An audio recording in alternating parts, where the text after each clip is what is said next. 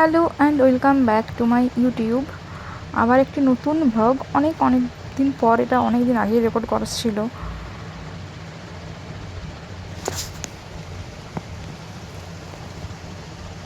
আজ আমরা দুজন যাচ্ছি একটা বিশেষ জায়গাতে। এখানে অনেক দিন ধরে ইচ্ছে ছিল এখানে আসার পর যে একদিন যাবো, তাই হাঁটতে হাঁটতেই বেরিয়েছি। কারণ মনে হলো একটু ঘুরে আসা হবে, হাঁটা হবে বিকেলবেলা, এই জন্যই যাচ্ছি। এই গ্রামের রাস্তাঘাট দেখতে দেখতে, এখানে রাস্তাঘাটগুলো বা গ্রামের পরিবেশটা একটু আলাদা, বেশি জমি টমি বা জলার জায়গাগুলো একটু বেশি। আর এই জায়গাটা একদম ঘাটাল মহকুমার একটা জায়গা, ঘাটালের পাশে একদম একটা গ্রামের দিকে। এখানে একটা বিশেষ জাগ্রত দেবীর মন্দির আছে, মানে পাশাপাশি সমস্ত জায়গা থেকে এখানে প্রচুর মানুষজন আসে। আর দেবী হচ্ছে বাটুল বুড়ির মন্দির, আর যাওয়ার জন্য এইমাত্র রাস্তা। আর ঘাটাল মহকুমার মশরপুর আর চৌকার মাঝে এই মন্দিরটা আছে। প্রায় 200 বছরের পুরানো এই মন্দির, এবং এখানে এই মন্দির সম্বন্ধে অনেক লোকগাথা প্রচারিত আছে। তো সেগুলো সবই একটু একটু করে জেনে নেব। ওই ইয়েলো কালার যেটা দেখা যাচ্ছে না, ওটাই হচ্ছে মন্দির। রাস্তাটা খানিকটা যেতে হবে, অনেকটাই হাঁটতে হলো মোটামুটি। পুরো বিকেলটা এখানেই কেটে যাবে। এখনও কটার সময় পুজো হয় বা কী হয়, সন্ধ্যেবেলাতে হয় জানি, এবার কটায় হয় সেটা জানি না, না জেনেই যাচ্ছি। মোটামুটি খানিকক্ষণ থাকবো, পুরোটা ঘুরবো। আগেও এসেছি 1-2বার, তারপর চলে আসবো। চলুন দেখা যাক মন্দিরে কেমন কী অবস্থা। আর একটুখানি গেলেই হয়ে যাবে। মন্দিরের কাছাকাছি চলে এসেছি, যেহেতু হেঁটে যাচ্ছি ওই জন্য টাইমটা লেগে যাচ্ছে। চলুন যাওয়া যাক মন্দিরে।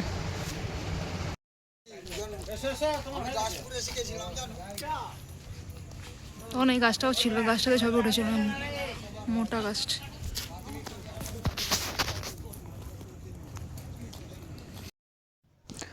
অবশেষে কথা বলতে বলতে মন্দিরে চলেও এসেছি। এই মন্দিরের ফ্রন্ট সাইডটা কিন্তু এখন মন্দির এসে যেটা দেখলাম, মন্দির কিন্তু এখন মোটামুটি বন্ধ আছে দরজাগুলো। এবার একটু পর পুজো হবে, তখন ঠাকুরমশাই আসবেন এবং তখন হয়তো সমস্ত দরজাগুলো খোলা হবে। এই জন্য বাড়িটা একটু ঘুরে নেব, তারপর ঠাকুরের মায়ের মূর্তি দর্শন করব। আমি দেখেছি আগে, তো সবাইকে দেখাবো আর কি ভিডিওর। এখানে খড়গো, মানে এখানে বলি টলি হয় যেটুকু জানি।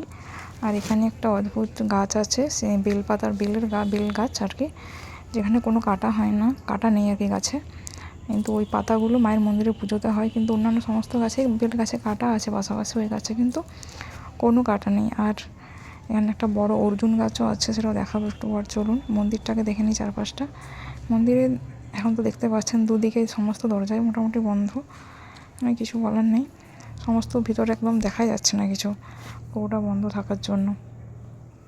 ততক্ষণ না মন্দির খুলছে ওয়েট করতেই হবে, কিছু করার নেই। চারপাশটা মন্দিরের এরকম।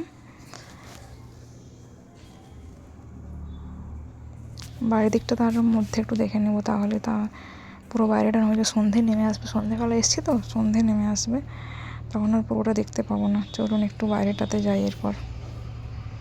এটা মন্দিরের বাইরের দিকটা। চলুন গাছটা দেখে নিই, ওই বেল গাছ যেটা বলছিলাম না, যেটার কথা, চলুন একটু ওটা দেখি। আর আমার মাথার উপর যেটা আছে, পেরিয়ে আসলাম, ওটা হচ্ছে অর্জুন গাছটা।